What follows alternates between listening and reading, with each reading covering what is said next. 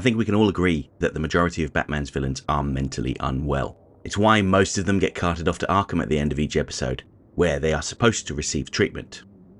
However, there are different kinds of insanity. Some kinds are more malicious, like the Jokers or Scarfaces. And then there are those who are completely and utterly delusional with no clear sense of what is real, like the subject of today's video, Maxie Zeus.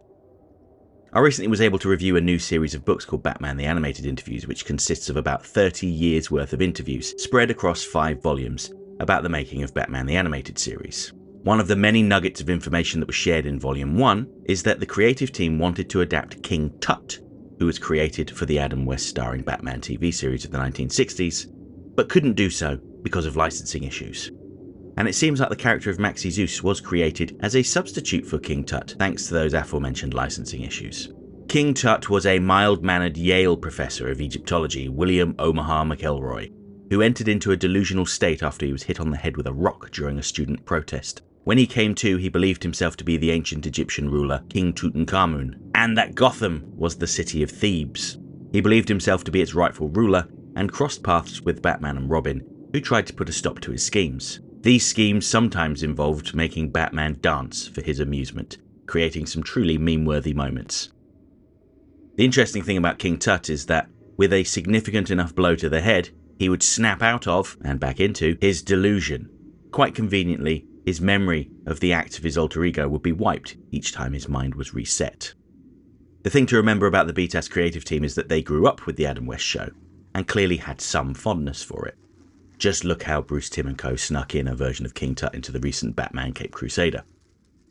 But back in the 90s, they didn't really have the means to include him, and so they opted to bring in another delusional, mythologically themed Batman villain, the gangster Maxie Zeus. Maximilian Zeus made his first appearance in 1979's Detective Comics 483. The comic book version of Zeus was a former university lecturer that specialized in ancient Greece and Greek mythology, and he came to believe that he was the physical manifestation of the god Zeus. When challenged to prove it, he responded, "Prove that I am not," which is actually kind of a hard argument to beat. Zeus was a capable gangster and orchestrated several crimes before Batman was able to bring him in. Although it's interesting to note that Zeus had effectively evaded Batman and was on his way to freedom via the Mediterranean, but he was lured back to confront Batman one final time out of a sense of pride. The pride of the gods, if you will, further proof in Zeus's mind that he really was a god. Zeus's only other connection to civilization was his daughter Medea, who he would sometimes drop the pretense of being a god around. This added an element of doubt as to how insane Zeus really was. Was it all an act that he would drop around his daughter, or did he genuinely believe himself to be a god, but didn't want his daughter to think he was crazy? Food for thought. After his first few appearances, Zeus became more of a comedy character. For instance, while demonstrating his power to summon lightning during a thunderstorm, he caught a cold and tried to pass it off as an attempt to better understand human suffering by allowing himself to get ill.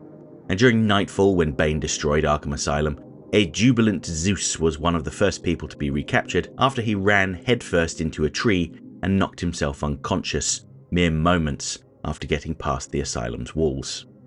And that brings us to the version of Maxie Zeus that we see in the Batman the Animated Series episode, Fire from Olympus.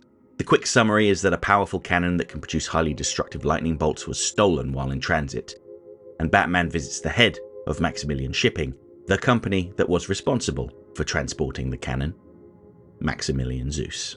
Zeus really leans into the ancient Greek aesthetic, as his office sits atop of one of the tallest skyscrapers in Gotham, the Olympus building, where he sits on a throne wearing what he believes to be period-accurate clothing. When Batman arrives, he greets him as his brother Hades, Lord of the Underworld, much to the embarrassment of his assistant/girlfriend Cleo, as in Cleopatra. While Zeus's henchmen generally just go with the flow, addressing Zeus as king of the gods whenever they remember to do it, Cleo is very worried about Max and his delusions.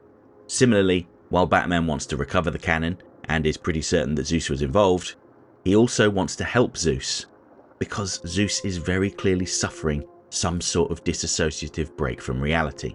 Cleo tells Batman that Zeus's mind cracked after his business went bad and he started working with the mob to become a smuggler.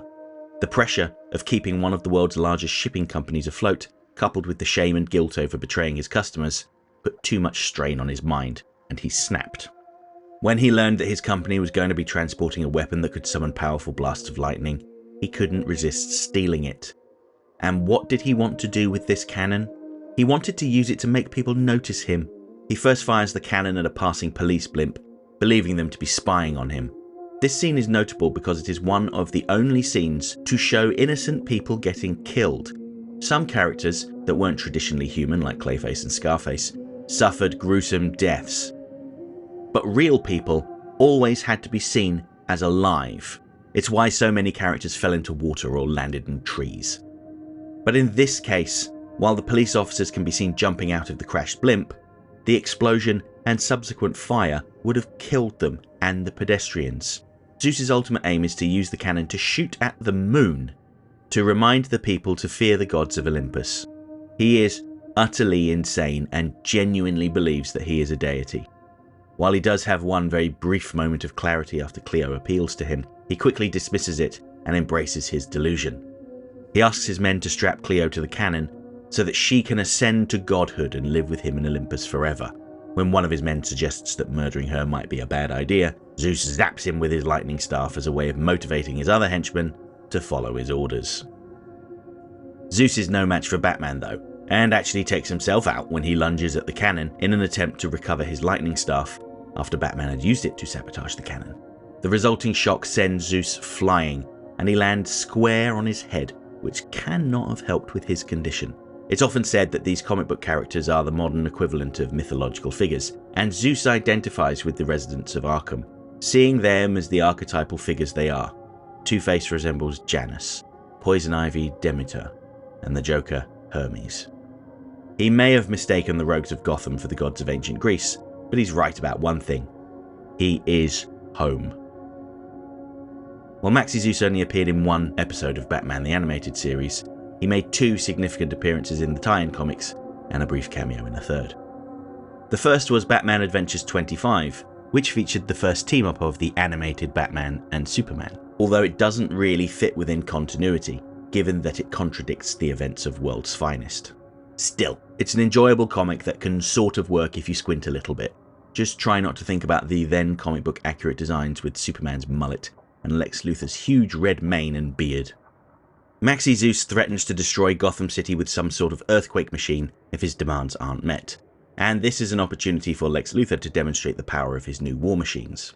Of course, Luthor gave Zeus the machine and sets up the whole scheme as a way of earning a contract from the military, but Batman and Superman prevent that from happening. The much later Gotham Adventures 34 is by far my favourite Zeus appearance. In this story, he kidnaps the crew that built the set of a recent Gladiator-themed film to construct a new version of Rome, so that he could cash in on the film's popularity.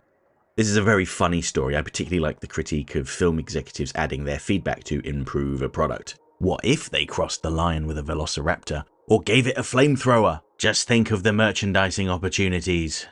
When all Zeus wanted was a pit to keep his lion in. Although my favourite scene involves a construction worker asking why an ancient Greece-themed villain is interested in Rome. Surely he should be calling himself Jupiter, not Zeus. For those that aren't familiar with the classics, the ancient Romans called Zeus Jupiter, a bastardization of the words Deus Pater, meaning Father God. I knew those GCSE Latin classes would pay off one day. And I can't skip mentioning the closing moments of the issue where Batgirl asks the construction worker why he didn't run away when he had the chance. And he responds that Zeus paid well, and with gold no less, and that despite his delusions, he's not even close to being the craziest person he's worked for in his Hollywood career. Finally, Zeus made a very brief cameo in the pages of Gotham Adventures 45, as part of a group of patients that had kidnapped Dr. Leland and were hiding her in a walk-in freezer. Zeus had the distinction of getting beaten around the head by Batman with the broken-off arm of a frozen Clayface, which is quite an image.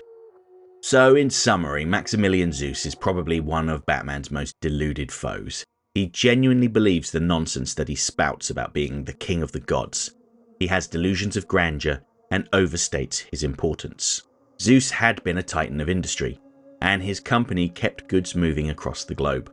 However, the stress and anxiety of nearly running the business into the ground and having to turn to the mob to keep it afloat was too much for him, and he retreated into a fantasy world where he was all-powerful and people had to do what he said without asking questions. And if he hadn't fried one of his employees at the start of the episode or shot down that police blimp, I'd say that his scheme was pretty harmless. But the moment he started hurting other people, be that Stelios, Cleo, or those innocent civilians, he had to be taken down. Although I suppose betraying his client's trust by stealing their goods is also a pretty severe issue. I think we all tell ourselves lies. Maybe we make ourselves out to be more important than we actually are. And that's perfectly normal. But Maxie Zeus took it to a whole other level. And that is probably why he feels so at home in Arkham Asylum. Okay, that's it for this week's essay. If you liked the video, don't forget to like, share, subscribe, leave a comment, tell all your friends about me. You know how YouTube works. If you really enjoyed the video and have the means, please consider making use of the thanks button to send a buck or two my way, because every little helps.